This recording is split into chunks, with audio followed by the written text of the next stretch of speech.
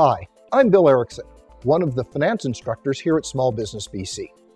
You know, for all the talk of the bottom line, a lot of people don't realize that a profitable business can have negative cash flow.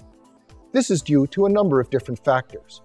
One of those factors is the difference between the sales and the collection. This is what we call the collection period. Let me show you a very simple example. In our example, the revenue for this company is $12,000 for the next 6 months.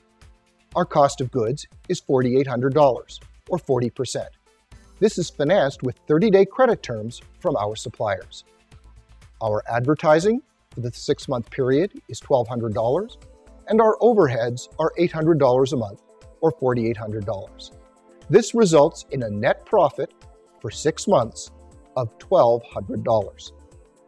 But now let's look at the cash flow. If this is a cash business where the sale is made and collected upon immediately, there are no cash flow problems in the business. If, however, we capture our receivables in 15 days, you can see that we have a period of negative cash flow, although everything rights itself by the end of the 6-month period. If our collection period is 30 days, which means a sale in January results in collections in February, we can see that we have negative cash flow for the entire 6-month period.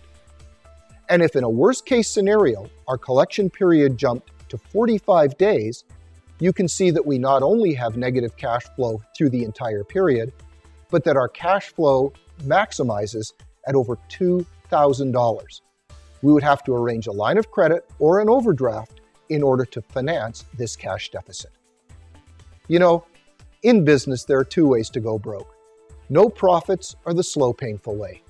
No cash flow is the fast, painful way. For Small Business BC, I'm Bill Erichson. Thanks for watching.